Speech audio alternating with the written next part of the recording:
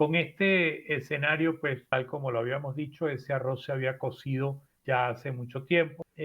Demuestra algo que hemos conversado tú y yo, que es que la oposición nunca supo que el juego le cambió y que tenían que hacer política, no politiquería. Cuando hicieron esta alianza en 2019 para competir con algunas gobernaciones, la alianza la hicieron como un pacto en que se repartieron cuotas burocráticas. Bueno, yo tengo el candidato a gobernador y entonces tu partido tiene el candidato a alcalde de la ciudad capital. Bueno, eso no les dio resultado porque era politiquería.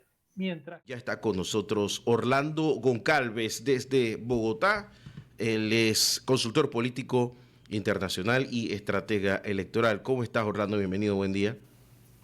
Buen día, Guillermo. Como siempre, un gusto saludarte a ti y a la audiencia. Muy bien, con frío, pero bien. Esas son las cosas que pasan, Orlando. Oye, nada, que te agradezco que estés con nosotros otro lunes más a esta hora para hablar un poco de los torneos electorales en América Latina, y creo que evidentemente tenemos los resultados de lo de ayer. Habíamos hablado poco de este torneo precisamente por unos resultados tan cantados. Eh, Así que yo te diría que los repasemos. Yo creo que lo de la señora Sheinbaum, la verdad es que me dio cosita ver ayer a la candidata de la opositora autoproclamarse vencedora al principio de la jornada. No sé si era que tenía algún anuncio comercial pendiente. Tú sabes, ¿no? Los patrocinadores te piden, di al menos que está bien.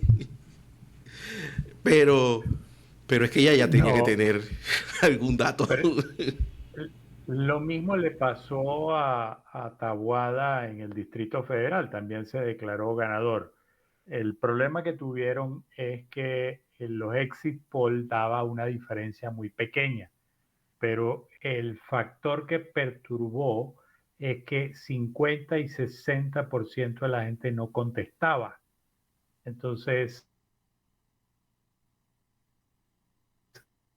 pero bueno, tal como lo habíamos hablado en otras ocasiones, eso era un arroz que ya se había cocido.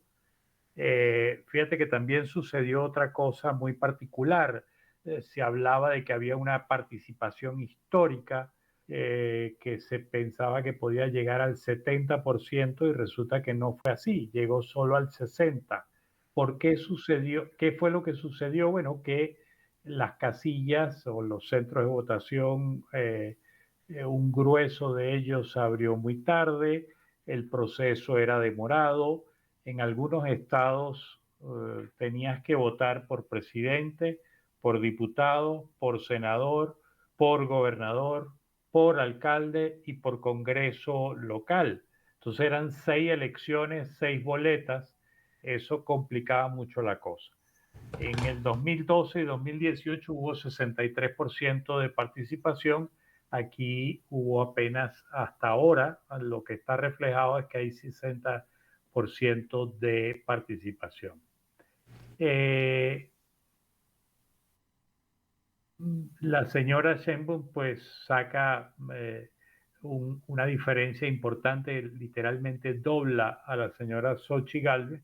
Es posible que sea, además de que es la primera mujer presidenta, es posible que sea la persona que más votos haya sacado. Esto es producto también del crecimiento del padrón electoral. Ahora, en paralelo a eso, se disputaban 9 elecciones de gobernadores. Los gobernadores en México tienen un peso enorme. Y Morena logra adueñarse de Puebla, de Tabasco, de Chiapas, Veracruz, Morelos y además de la jefatura del Distrito Federal o de la Ciudad de México, que la mantuvieron.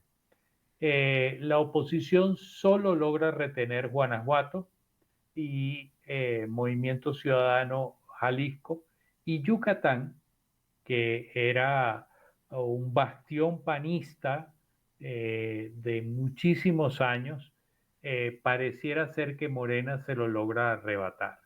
Entonces, hasta ahora Morena tenía 21 de 32 gobernaciones, ahora pasa a tener 28 de 32 gobernaciones. En la Cámara de Diputados el resultado también fue dramático para la oposición. Morena debe obtener entre 233 y 251 diputados. Sus aliados, el Partido del Trabajo, alrededor de 46, y el Partido Verde Ecologista de México, también aliado de Morena, 67 diputados. Con eso logran 346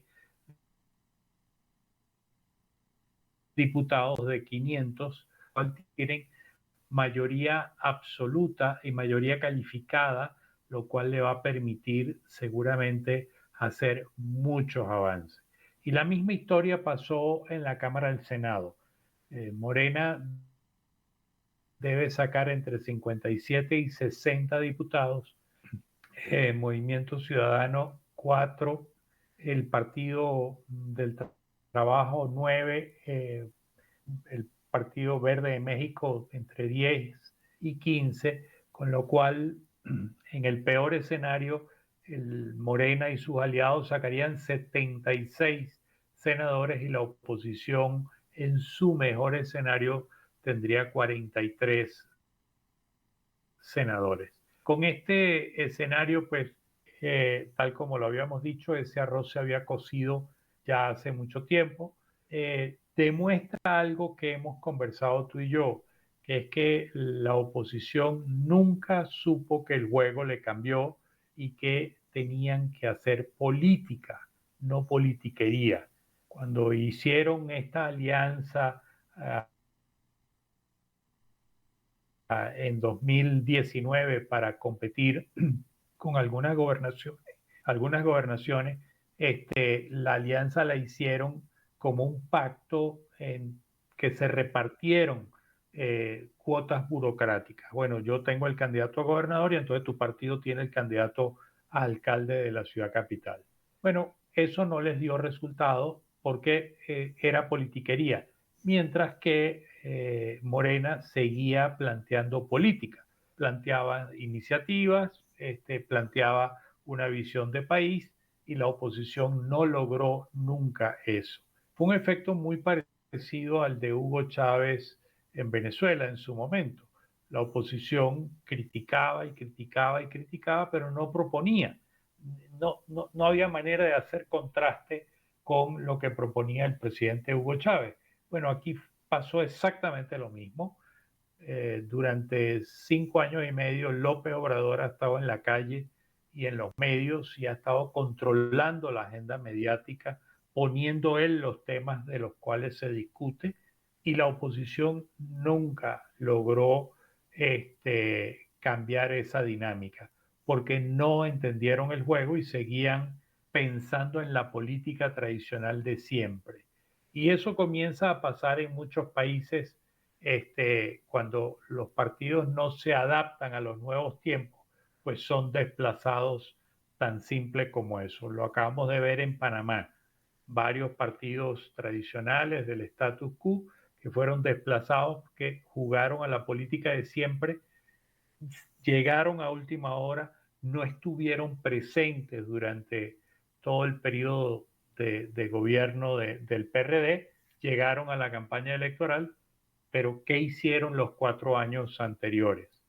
Bueno, lo mismo sucedió en México y ese es el resultado que tenemos. Y ahora tiene México, después de 200 años de vida republicana, tiene su primera mujer presidenta, la señora Claudia Sheinbaum. Mi estimado Orlando, bueno, déjame hacerte una pequeña reflexión, porque esta vez sí conozco bien el elemento. Sabes que para entender algo hay que conocer el fenómeno, y en esta ocasión sí lo conozco bastante bien. Porque ya yo estaba viendo un patrón en esto de tener gente no carismática, con unos discursos bastante fríos, pero contundentes, en campañas electorales. Le pasó a José Raúl Mulino, le pasó a Luis Abinader, que no son no es Balaguer, ¿me entiendes? Abinader no es Balaguer y José Raúl Mulino no es ni por casualidad Arnulfo Arias o Omar Torrijos, pero sus campañas supieron ubicarlos en su contexto necesario. En el caso de Mulino, por ejemplo, no salía en los medios de comunicación. En México, esta señora, ahora yo no entendía bien por qué ella era así. Ella es doctora en ingeniería, de hecho tiene 2 doctorados, y tuvo tiempo para ser líder estudiantil. Y que no, tiene una hoja de vida impresionante. Y es muy parca a la hora de hablar, tiene un modo arrogante, como cualquier persona de ese nivel de brillantez. Trabajó con López Obrador cuando él era alcalde de México y ella era como la cerebrito del grupo. O sea que estamos hablando de alguien con el carisma de esta mesa, pero hace dos años yo vi una foto en una de las redes sociales de mi buena amiga Gabriela Cuevas, que me pareció increíble, porque Gabriela Cuevas venía del PAN, fue lo que le llaman allá delegados, fue delegada de Miguel Hidalgo cuando ella era delegada de Talalpan, y además me llama mucho la atención porque tiene un currículum también extenso, senadora, alcalde. ¿Y qué hicieron? La pusieron a ella de vocera, a Gabriela Cuevas. Y la que salía en todos los medios, hasta en la sopa. Como ella estudió en los mismos lugares que yo, ella sabe 2 cosas, que el que está al frente es el enemigo, y la otra cosa es que todos los espacios comunicacionales hay que usarlos. Y salía hasta en la sopa, pero claro, ella porque tiene una facilidad de verbo importante, adecuado de que es politóloga, tiene toda una trayectoria, y la Sheinbaum solamente daba los discursos. Y ahí está el resultado. O sea que me da la impresión de que eso de los líderes carismáticos se finí, mi estimado Orlando. No necesariamente. El carisma, un componente importantísimo del carisma es la comunicación. Lo que estamos viendo hoy es la manera correcta de comunicar.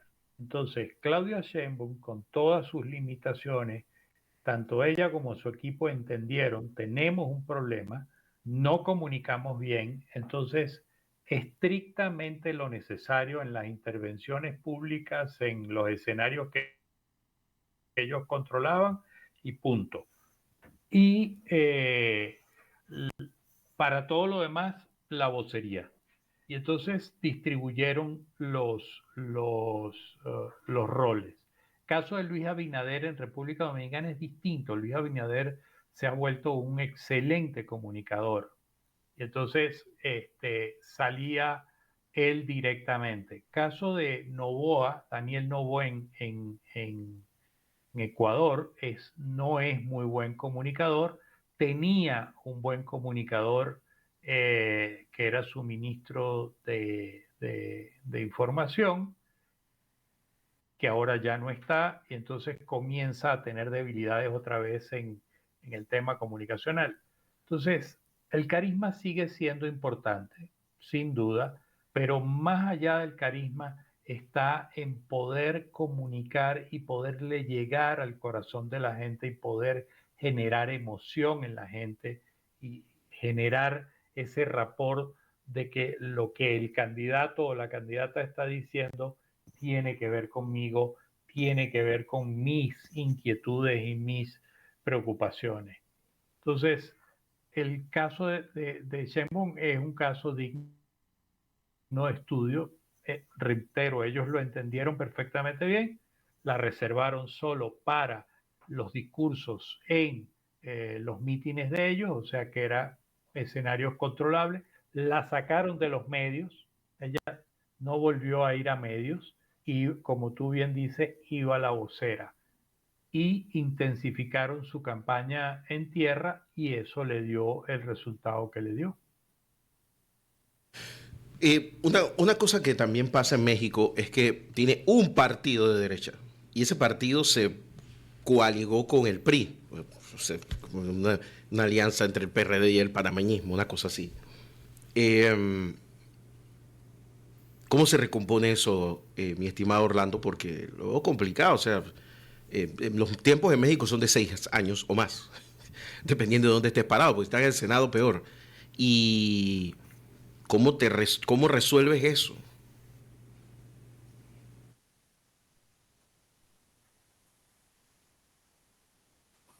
No está fácil. El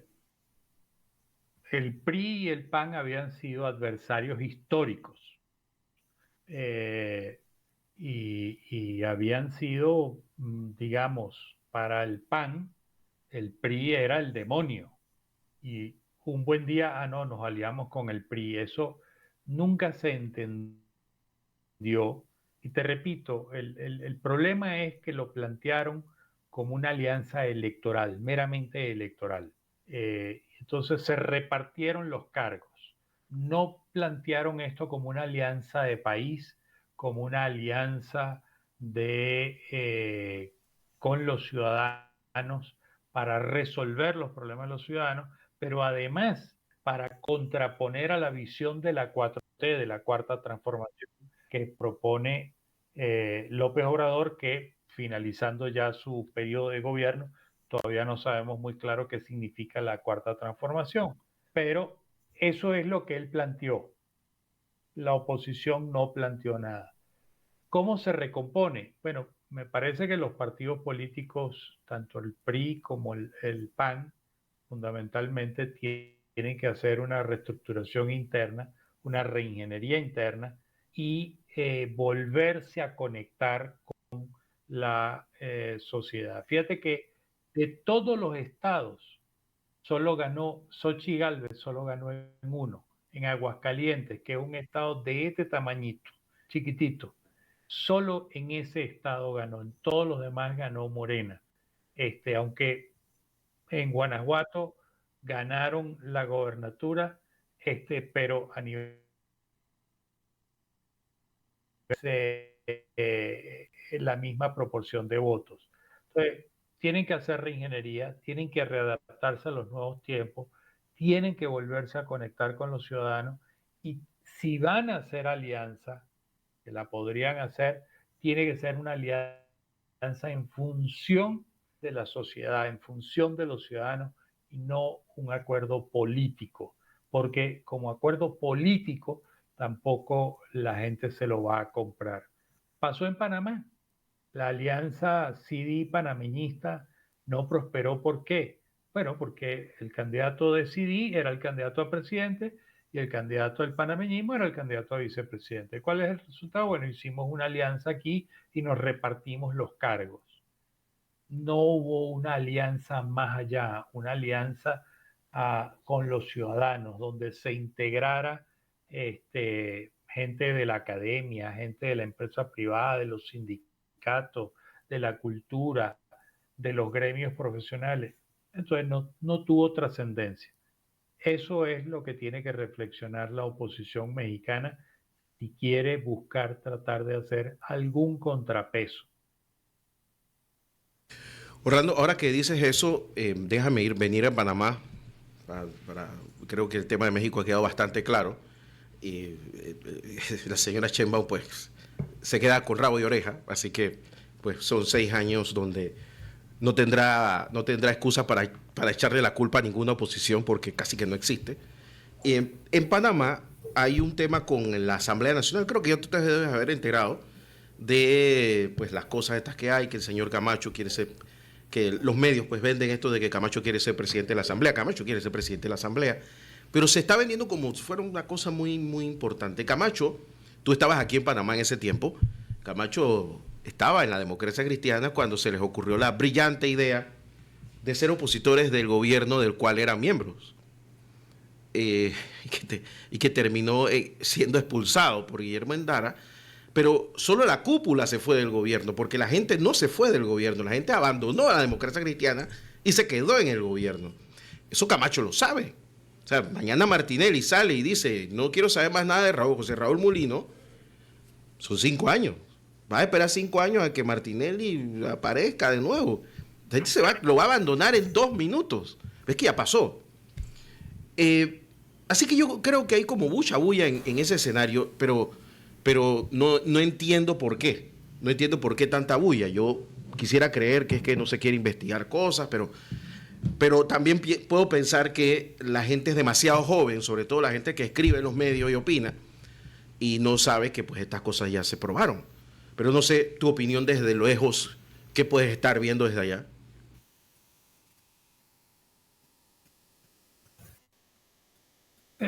Yo veo varios elementos. El primero, quien más le interesa tener control de la asamblea es el expresidente Ricardo Martinelli, porque el tener control en la asamblea, y por eso comenzaron planteando, bueno, hay que darle la bienvenida a los de CD que se quieran venir, porque entre los de RM y los de CD ya haces un bloque interesante, rescatas alguno que otro del PRD, rescatas alguno que otro del panameñismo y a lo mejor tienes mayoría en la asamblea. Entonces, el primero que le interesa es al expresidente Ricardo Martinelli, porque la gente eligió a José Raúl Mulino como presidente. Y el expresidente Martinelli está en, eh, en el exilio, de alguna manera autoexilado, producto del juicio que le abrieron.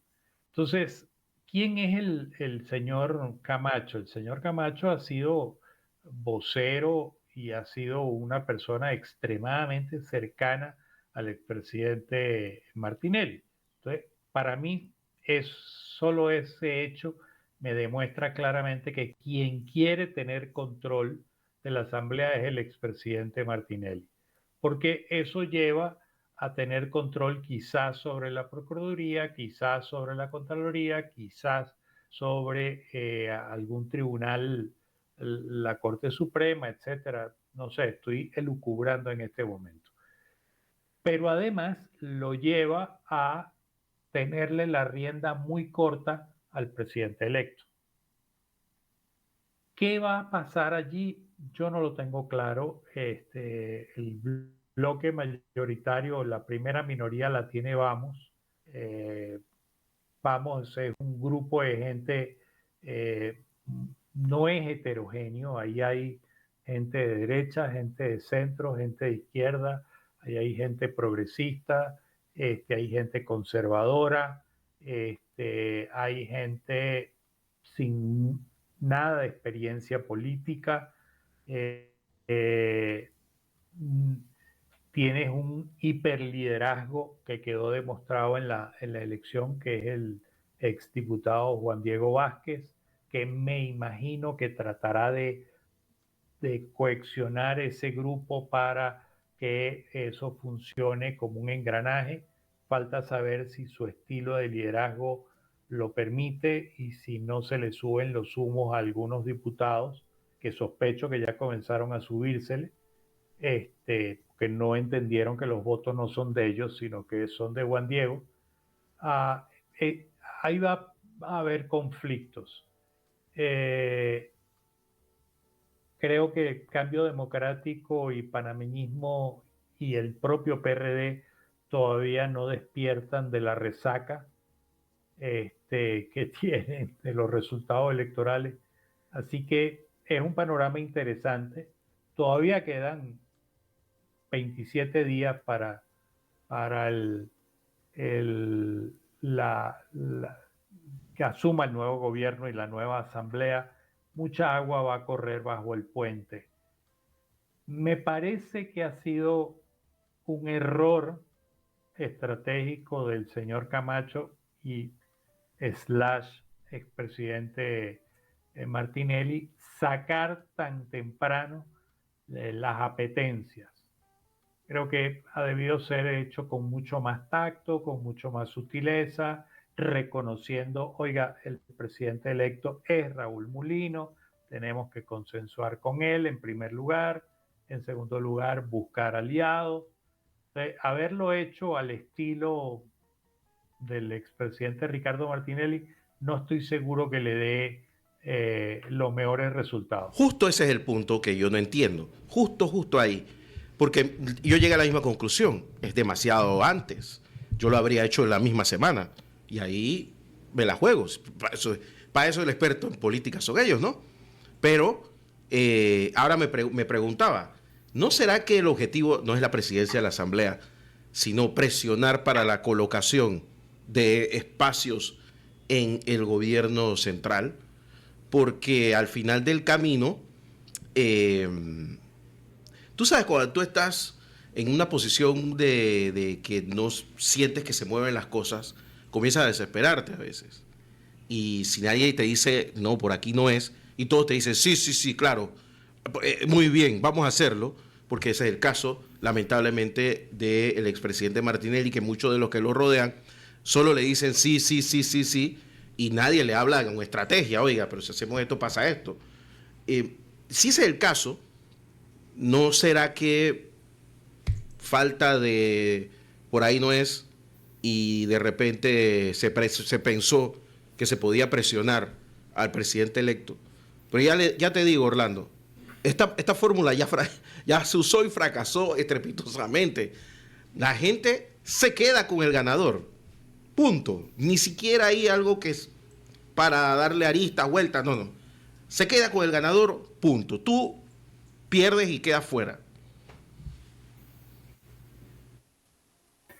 Coincido contigo, y lo dije, me parece que el más interesado en controlar la asamblea es el expresidente Ricardo Martinelli, porque es una manera de presionar al presidente electo, bien para espacios en el gobierno, bien para negocios en el gobierno, bien para futuros cambios en los contrapesos, llámese Contraloría, llámese Procuraduría, llámese si hay que, no estoy claro si hay que elegir a algunos jueces porque se les venza el periodo. Entonces, pienso que es por ahí por donde están disparando. Pero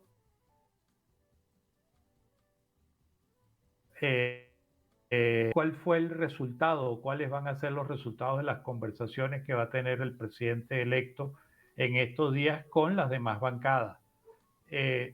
Las demás bancadas tienen una ventaja con el presidente Mulino. El presidente Mulino es blanco o negro.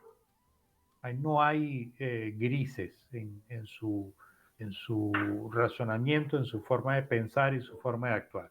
O es blanco o es negro. Entonces, saben a qué atenerse con él.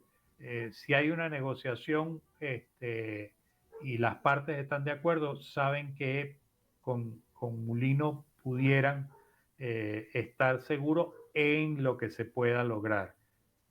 Pero falta saber si eso satisface las apetencias de la fracción parlamentaria de estos partidos.